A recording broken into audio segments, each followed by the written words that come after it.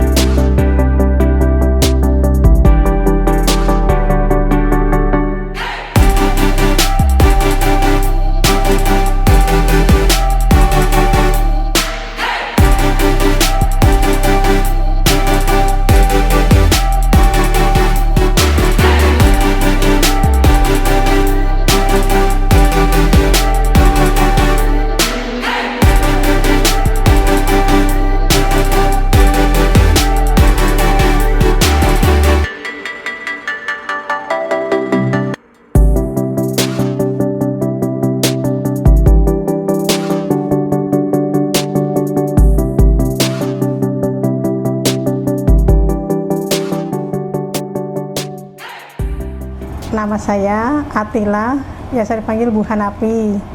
Saya buka usaha pecel lele, ada di Jantar, di Harkolot, di Sukajadi. Alamat rumah saya di Harkolot.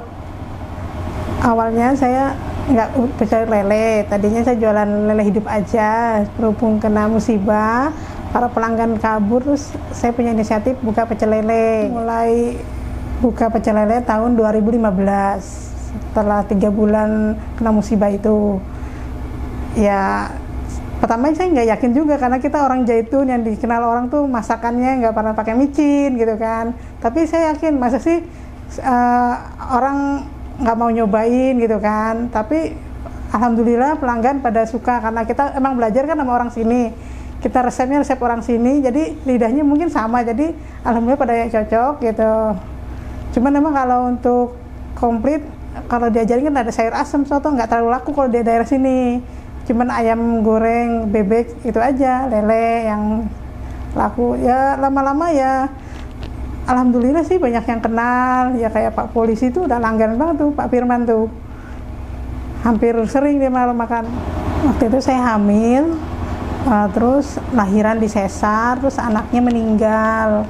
Nah, ya musibah itu yang tadinya uang untuk belanja lele jadi buat rumah sakit semua ya. Jadi akhirnya lelenya itu kita vakum sementara. Ternyata pas kita udah jualan lele lagi, pelanggan udah pada kabur gitu. Makanya kita ya gimana nih, mendingan yaudah lelenya kita jual sendiri aja, maksudnya lele dibikin pecel lele gitu. Akhirnya di situ kita nanya-nanya itu, akhirnya ya adanya itu Mang Kapita itu yang ngasih tahu gitu. Ajarkan cara membuat sambal, takaran-takarannya, cara meresto ayam, ya sama cara bikin bumbunya, takaran-takarannya semua dicatat sama dia. Saya cuma sehari belajar, terus setelah itu saya belajar di rumah, habis di rumah belajar di warungnya dia juga, cara-cara ya semuanya, cara masak, cara bungkus, cara semuanya, semua diajarin sama dia. Waktu saya mau buka usahanya itu saya nyari lapak, saya nanya-nanya sama orang sekitar, terus nyari yang deket dari rumah, terus kita dapat di depan masjid Harkolot itu, di depan SD. Nah di situ saya bongkar pasang, jadi saya harus nyari orang kerja. Nah jadi kita punya gerobak tuh 2, gerobak yang buat perabotan, bangku, apa semuanya. Yang gerobak satunya itu yang dari rumah, yang bawa peralatan dari rumahnya, bawa kompor, bawa ayam semuanya itu. Jadi masih bongkar pasang selama 7 bulan kalau nggak salah.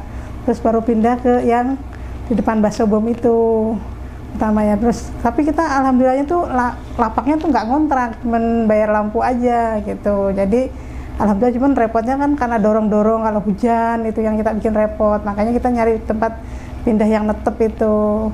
Sebenarnya lebih ramai di situ.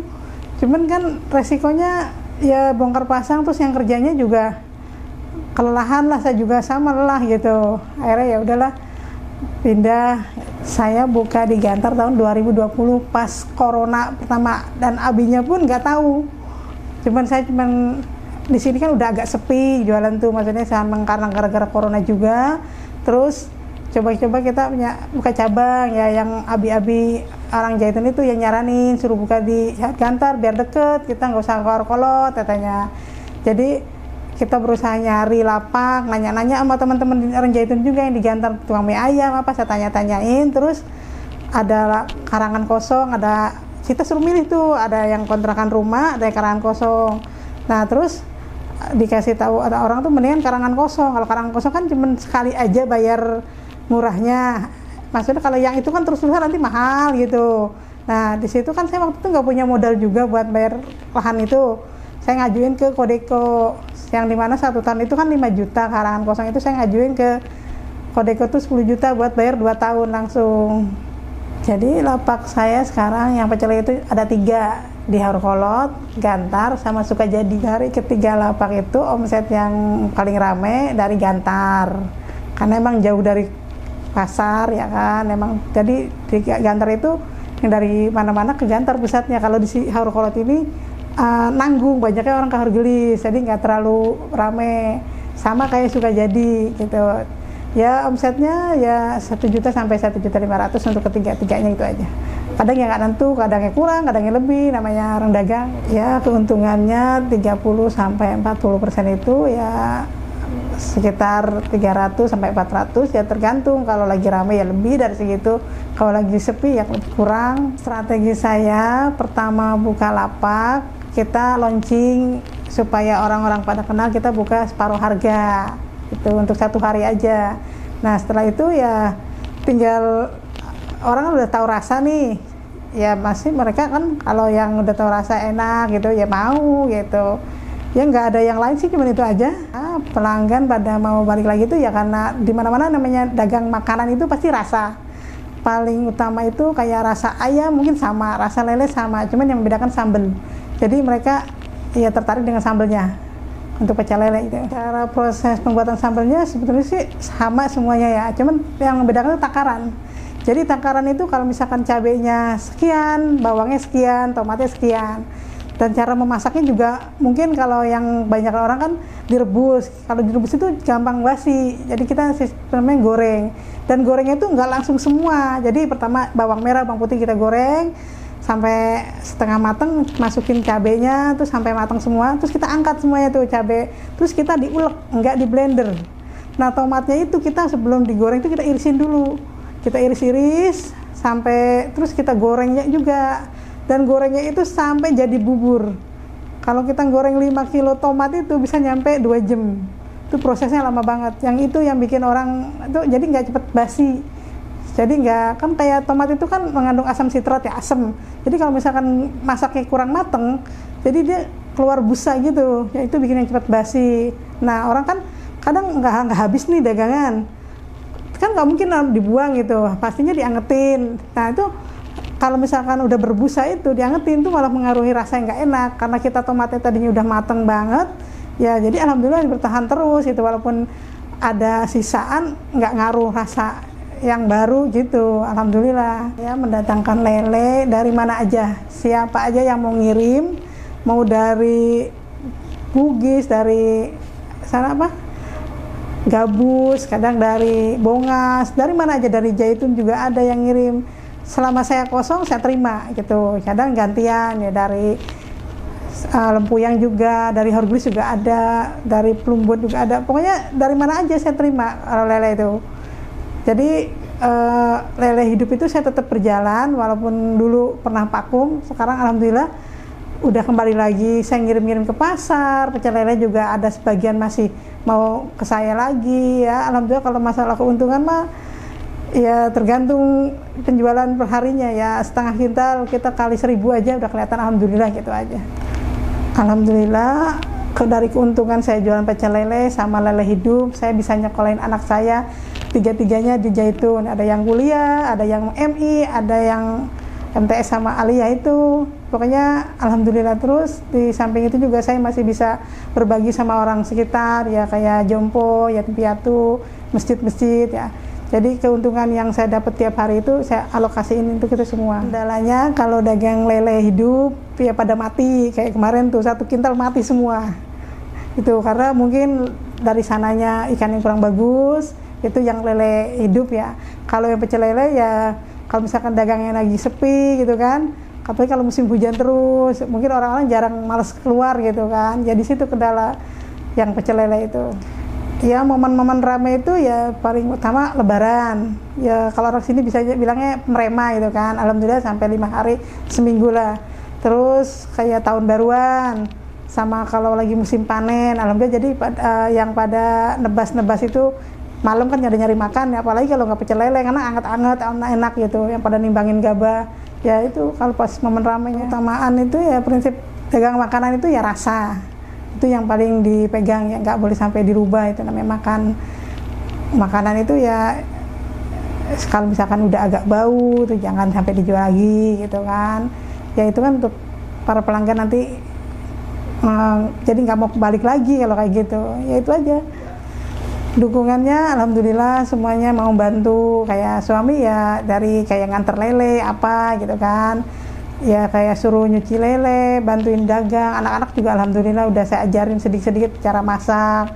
Dan sekarang juga anak saya yang mau kuliah itu, yang baru lulus dari Mahat itu kan dia mau kuliah di UGJ nih. Dia punya keinginan pengen buka di sana gitu.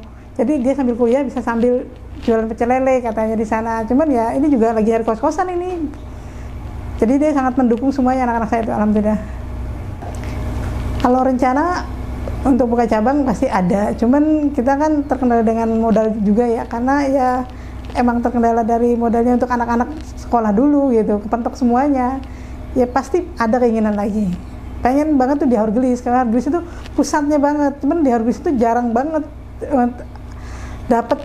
Waktu itu ada yang nawarin tuh Bu Neng tukang buah tuh samping dia, cuman kita masih lama kontraknya tuh, masih setengah tahun lebih, ditawarin cuma 7 juta di situ. Makanya pas kita datang lagi udah laku, jadi ya udah mungkin nanti dapat lagi di daerah situ.